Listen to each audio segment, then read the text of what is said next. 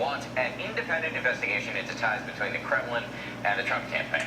The results are sharply divided along partisan lines. Roughly 3/4 of Democrats want an independent investigation, while only 1/4 of Republicans do. This poll arrives as new questions are swirling about financial ties between Russian companies and President Trump's former national security advisor, Michael Flynn.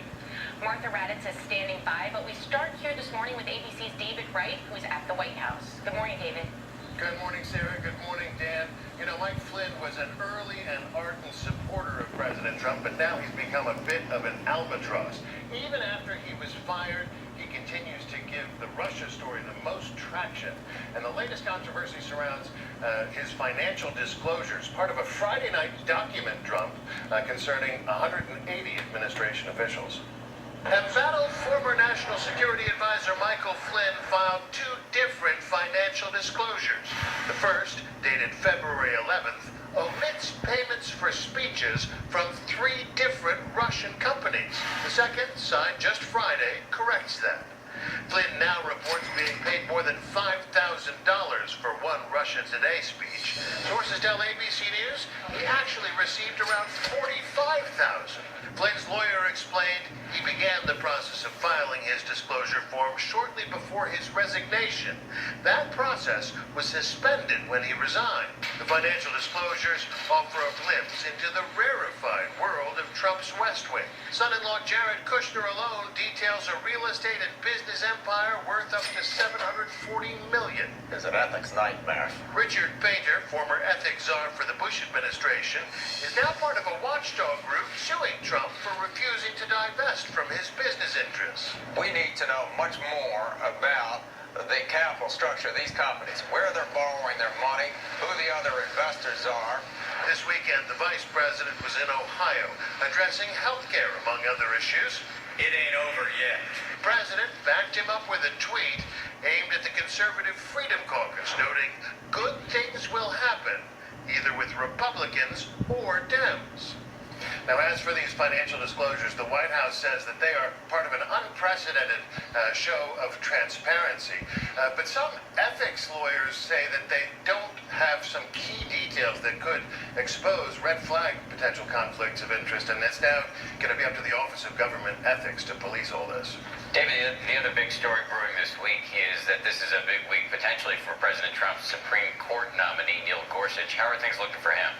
Well, the Senate has scheduled a vote Friday, April 7th, and only 2 Democrats so far have said that they will support him. The rest are expected to filibuster. But the White House has now endorsed what's called the nuclear option. That would be the Senate changing the rules to allow them to bring the nomination to a vote even without the Democrats. Which could be massively consequential for the operation of the Senate going forward for many, many years, perhaps.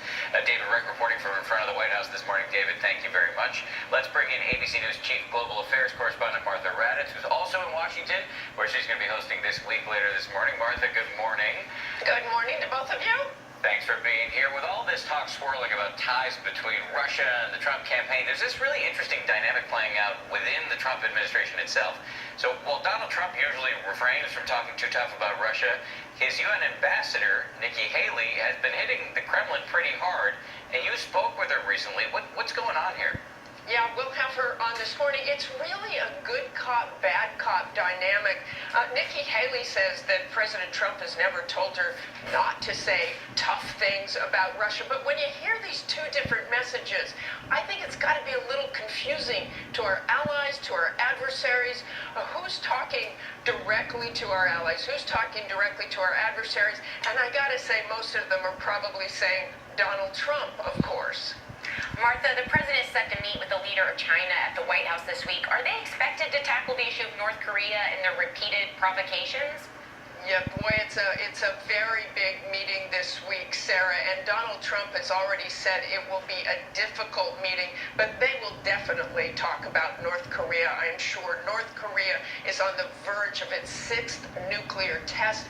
Donald Trump has really drawn a red line with North Korea. He has basically said they will not get a nuclear-tipped missile capable of hitting the United States. So does that mean there will be a preemptive strike? We also have a fascinating piece by our Bob Woodruff, who is in North Korea right now, just talked to an official, and he said the North Koreans do expect a preemptive strike from the United States.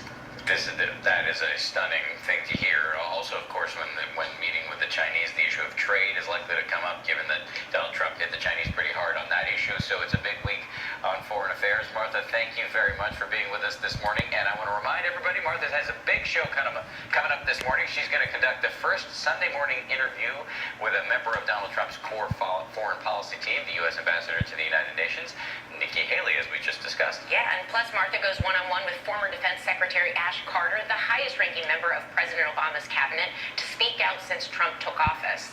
And she'll talk to Armed Services Chair Senator John McCain.